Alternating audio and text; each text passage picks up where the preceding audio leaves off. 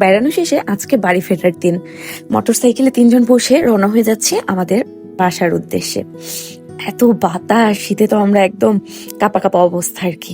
তবুও বাসায় ফেরার আনন্দ সবসময় একটু বেশিই হয়। বাসায় চলে যাচ্ছি, আবার আমাদের নতুন রুটিন, সেই রুটিন অনুযায়ী নিজেকে অ্যাডজাস্ট করে নিতে হবে। বাসায় গিয়ে রান্না বান্না করতে হবে। এতদিন তো খুব আরাম করে আয়েশ করে শাশুড়ি মা, আবার মা রেঁধে রেঁধে খাওয়ালো। এখন নিজের রান্না নিজেই করতে হবে।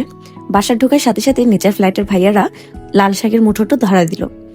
বাসার সামনের এই জায়গাগুলোতে তারা একটু সবজির চাষাবাদ করেছে, সেখান থেকে এই লাল শাকগুলো।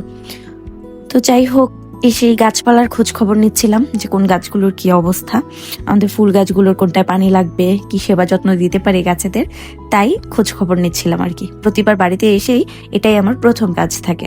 এই যে দেখুন, সেদিনের পালং শাকের মতো যে বললাম ক্যালেন্ডুলা, কি সুন্দর ফুল ফুটে গিয়েছে। এটা যেন কি কালার হয়। বাকি ফুল গাছগুলোর অবস্থা মোটামুটি ভালোই ছিল। সেটা দেখে ভাবলাম এই শীতে 1 কাপ চা না হলে আর পারছি না, তাই ঝটপট চলে গেলাম চা বানাতে। চা বানাতে বানাতে চিন্তা করছি, বাসার বাজার সদাইও তো কিছু করা নেই। তো বিকেলবেলা ছেলেকে নিয়ে এখন যদি বের হই, মোটরসাইকেল নিয়ে গেলেও আরো বাতাস লাগবে। তাই ভাবলাম ছেলে আর ছেলের বাবা বাসায় থাক, আমি বরং একটু হেঁটে আসি আর সাথে কিছু সবজির বাজার করে নিয়ে আসবো। তাই চা আর বই হাতে নিয়ে কতক্ষণ বসে পড়লাম। বিকেলের আসরের নামাজটা শেষ করে তারপর বেরিয়ে গিয়েছিলাম সবজি কেনার উদ্দেশ্যে।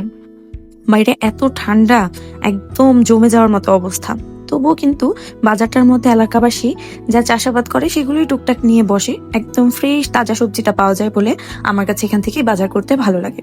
প্রয়োজন মতো কিছু সবজি কিনে নিলাম, সব গুছিয়ে ফ্রিজে রেখে দিলাম। আর রাতে আমাদের সবার জন্য বানিয়ে নিয়েছিলাম আলু পরাটা। আলু পরাটা খেতে কিন্তু আমাদের অনেক ভালো লাগে, কিন্তু একটাই সমস্যা, প্রচুর গ্যাস বেড়ে যায়। তো আজকে এই পর্যন্তই। ভিডিওটা ভালো লাগলে অবশ্যই ফলো দিবেন। আল্লাহ হাফেজ।